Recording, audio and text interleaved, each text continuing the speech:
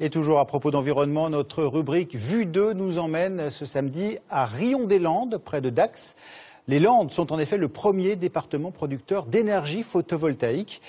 Et les revenus dégagés par les centrales solaires permettent de reboiser la forêt landaise. Reportage Dominique Dumas et Jean-Bernard Ayer. Lendemain de feria à Rion-des-Landes. Comme de coutume, on démonte l'arène. Cette commune de 2600 habitants qui apprécie la tradition et les vaches landaises se tourne aussi vers le futur. Dans une des régions les plus ensoleillées, 2 immenses centrales solaires fournissent le tiers de la consommation électrique locale. Donc là, il y a quelque chose comme il y a 20 hectares sur celle-ci, il y a 20 hectares sur l'autre, et ce qui fait 40 hectares sur tout, à peu près 24 mégawatts de puissance installée. Ces 2 centrales ont été construites sur des terrains ravagés par la tempête il y a 5 ans.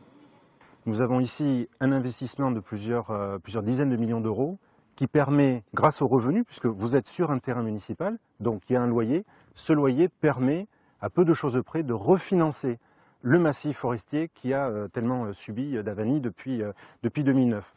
En janvier 2009, la tempête Klaus a arraché un pain sur 2. Grâce aux revenus des centrales solaires, une centaine d'hectares est replantée chaque année. Pour les Landais, cette renaissance de leur forêt est un réconfort et le signe que l'on peut faire face à des événements tragiques. Moi, je suis né dans la forêt. Depuis plus de 60 ans, je plante des arbres. Et quand je ne pourrai plus faire ça, ça sera fini. Je ne vivrai plus. À Rion-des-Landes, rebaptisé parfois Rion de Soleil, tous les bâtiments communaux auront des toits miroirs. Ces techniciens installent les châssis pour les futurs panneaux photovoltaïques. Un exemple, suivi par des particuliers.